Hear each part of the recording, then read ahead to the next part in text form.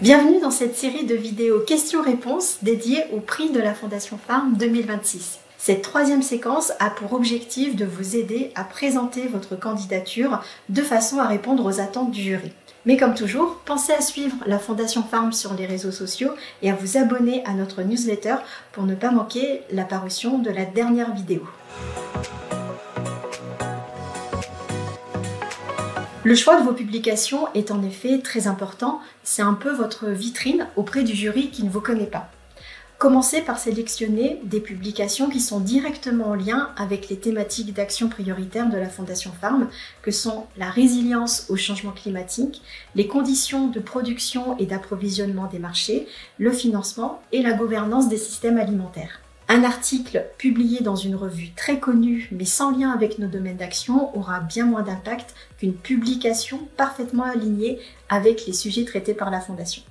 Privilégiez ensuite des publications parues dans des revues à comité de lecture dont la crédibilité scientifique est reconnue. Cela montre que vous êtes actif dans votre domaine et que vos travaux ont été validés par vos pairs. Si vous avez plusieurs articles qui traitent d'un même sujet, sélectionnez ceux qui ont eu le plus d'impact, qui illustrent le mieux vos résultats ou qui témoignent du caractère appliqué de vos recherches.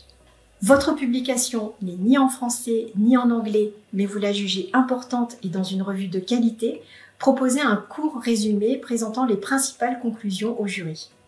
Enfin, n'oubliez pas que la qualité prime sur la quantité. Mieux vaut soumettre 3 publications parfaitement pertinentes que 5 articles plus éloignés des objectifs du prix. Chaque document doit renforcer votre candidature et illustrer votre contribution aux enjeux agricoles et alimentaires dans les pays du Sud. Le document de synthèse est un élément clé de votre dossier de candidature. Pour qu'il soit convaincant, structurez-le de manière claire et logique en respectant dans la mesure du possible la limite de 2 pages. Commencez par une brève introduction qui présente votre parcours sans trop rentrer dans le détail parce que le jury aura déjà votre CV. Expliquez surtout pourquoi vous postulez au prix. Dans le corps du document, mettez en avant l'impact concret de vos travaux sur le terrain. Utilisez des exemples spécifiques. Comment vos recherches ont-elles été appliquées sur le terrain?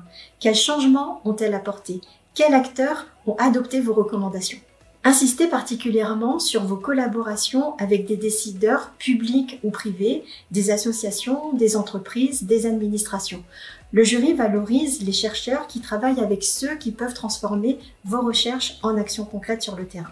Terminez par une conclusion qui présente comment le prix pourrait renforcer vos travaux futurs et amplifier leur impact.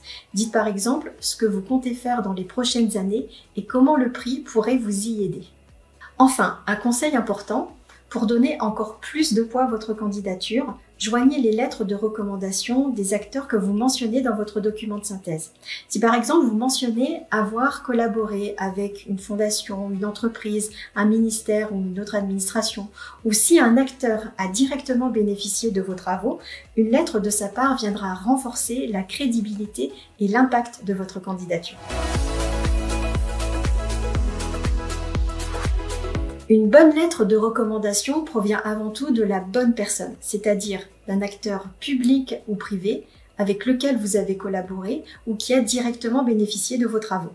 Pour qu'elle soit convaincante, la lettre doit, premièrement, décrire précisément la nature de votre collaboration. Quel était le projet? Quel rôle avez-vous joué? Comment vos travaux ont été appliqués? Deuxièmement, la lettre doit mettre en avant l'impact concret de vos recherches. Quels résultats tangibles ont découlé de cette collaboration? Quels résultats mesurables ont été obtenus grâce à votre contribution? Dernièrement, la lettre doit souligner votre rôle personnel, montrer en quoi vous avez été un acteur clé dans le succès du projet. C'est ce type de témoignage concret qui permettra au jury d'apprécier pleinement votre capacité à transformer vos recherches en actions utiles. Pour mettre toutes les chances de votre côté, il y a 3 principales erreurs à éviter. Premièrement, ne cherchez pas à tout inclure à tout prix. Un dossier trop dispersé peut diluer votre message et risque de perdre le jury.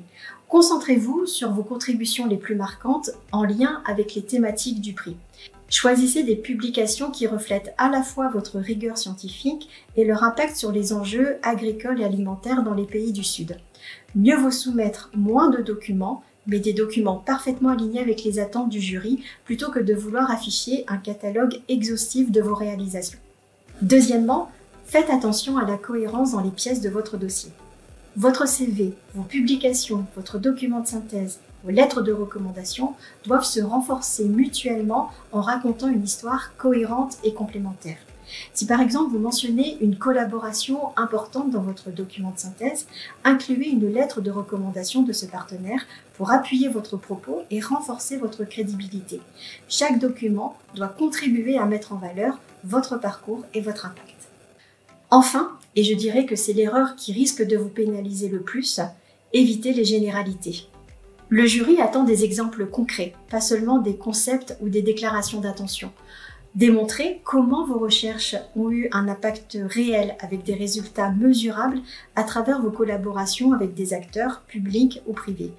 C'est aussi valable pour vos lettres de recommandation. Il faut qu'elles soient précises, contextualisées et illustrer comment vos travaux ont influencé les actions ou les décisions des acteurs impliqués. En résumé, pour mettre toutes les chances de votre côté, soyez sélectif, cohérent et concret. À vous de jouer.